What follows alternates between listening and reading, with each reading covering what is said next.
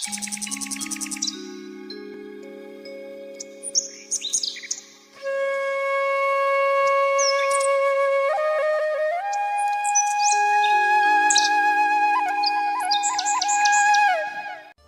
भूप ऋषि ही सुत बहुविध देई आशीष। जननी भवन गए प्रभु चले नाई पदशीस। पुरुष सिंह दो वीर हर्षि चले मुनि भय हरण। कृपा सिंधु मति धीर अखिल विश्व कारण करण। जय श्री राम मित्रों, कलयुग के समस्त पापों का विनाश करने वाली श्री रामायण कथा के प्रथम सोपान बालकांड का यह 8वां एपिसोड प्रस्तुत है। मित्रों, गुरु विश्वामित्र के साथ राम लक्ष्मण कुछ इस प्रकार वन मार्ग पर चले जा रहे थे जैसे दो सिंह पुरुष रूप में चले जा रहे हों। उनकी अवस्था अवश्य किशोर थी, परंतु देह यष्टि से दोनों भाई बलिष्ठ योद्धा नजर आ रहे थे। वनवासी इन सुंदर छवियों को देखकर सम्मोहित हो रहे थे और साथ ही इस विचार से भी प्रसन्न हो रहे थे कि महर्षि के साथ आए दोनों क्षत्रिय कुमार उन्हें राक्षसों के अत्याचारों से मुक्ति दिलाने आए हैं। कैसा अनुपम रूप है दोनों का। कहाँ भयानक मुखों वाले निर्दयी राक्षस और कहाँ वे सुकुमार। जो राम की प्रभुता ही नहीं जानते वे संदेहग्रस्त है, और जो जानते हैं वे आनंद में डूबे हुए हैं। वन मार्ग से राम लक्ष्मण देख रहे हैं कि आसपास के आश्रम उजड़े पड़े हैं, जैसे हाथियों का झुंड वहां से गुजरा हो। कहीं कहीं मानव की अस्थियां भी दिखाई पड़ती है, जो राक्षसों के अत्याचारों का प्रमाण है। उसी समय एक दिशा से भवन सा उठा, जैसे धूल भरी आंधी चली आ रही हो। भयानक अट्टहासों और गर्जनाओं से वातावरण में भय व्याप्त हो गया। महर्षि ने बताया कि यह राक्षसी ताड़का है, जो अपने दल के साथ मुनियों को भय देने निकली है। राम ने अपने नरावतार के उद्देश्य का शुभारंभ यहीं से करने का निर्णय कर लिया और अपना धनुष कंधे से उतारकर हाथों में ले लिया। अनुज लक्ष्मण ने भी राम का अनुसरण किया। महर्षि को अपने पीछे सुरक्षित कर अब दोनों रघुवंशी राक्षसों के विनाश के प्रथम अभियान हेतु तैयार थे। राक्षसी ताड़का भयानक गर्जना करती हुई समीप आ गई थी। कैसा भयंकर रूप था। साधारण हृदय का व्यक्ति देख ले तो हृदयाघात से ही प्राण त्याग दे। उसने अपने सामने दो सुकुमारों को आहार के रूप में देखा तो अपनी लंबी जीविया लपलपाई और दांत किटकिटाए। ऐसा नरम मांस बहुत समय पश्चात दिखाई दिया था। राक्षस दल भी ललचा रहा था, परंतु इतना मांस तो ताड़का को ही पर्याप्त न होगा। पीछे खड़े मुनि की एक आध बोटी मिल बांटकर खा लेंगे, परंतु ये मन के ही लड्डू तो थे। अभी उन्होंने उन सुकुमारों के बाणों की तीक्ष्णता कहाँ देखी थी।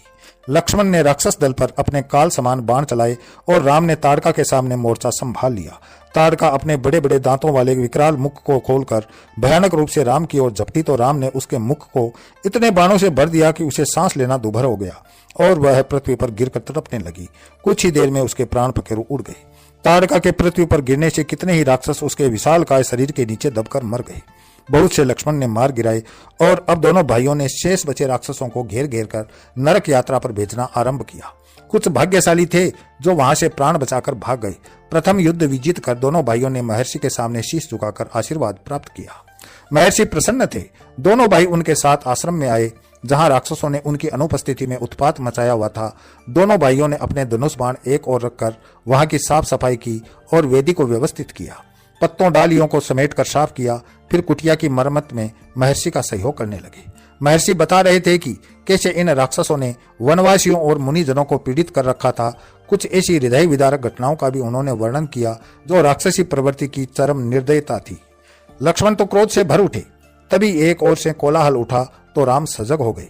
अवश्य ही ताड़का वध की सूचना मारीच व सुबाहु को मिल गई थी और वे उस गीदड़ की भांति चले आ रहे थे जिसकी मृत्यु आती है तो वह गांव की ओर भागता है। राम लक्ष्मण ने अपने धनुष बाण उठा लिए और राक्षस दल का विनाश करने के लिए तैयार हो गए। कुशल रणयोद्धा की भांति उन्होंने व्यूह बना लिया था। दोनों भाई दोनों दिशाओं में मुंह करके खड़े हो गए। राक्षस दल भारी शोरगुल करते बढ़े चले आ रहे थे।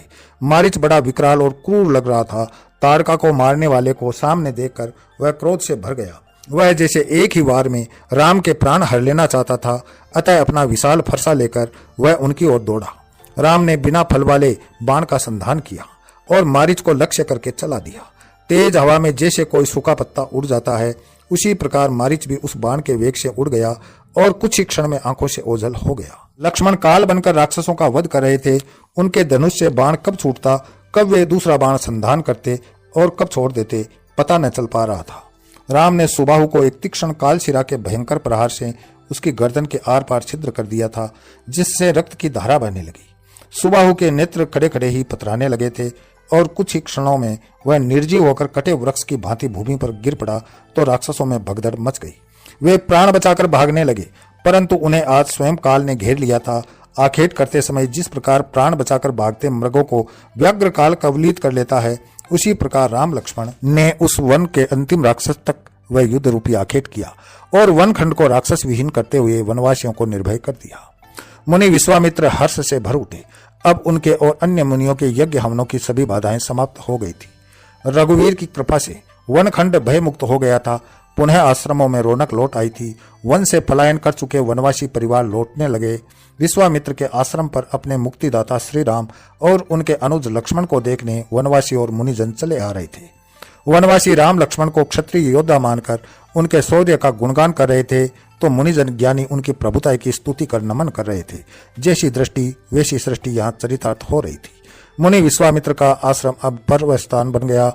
धर्म चर्चाएं होने लगी। हरि कथा सुनाते सुनाते विश्वामित्र के कितने ही दिन इसी आनंद में बीत गए। इसी के साथ मैं अपनी वाणी को विराम देता हूँ। अगले वीडियो में फिर मिलते हैं। तब तक के लिए जय श्री राम।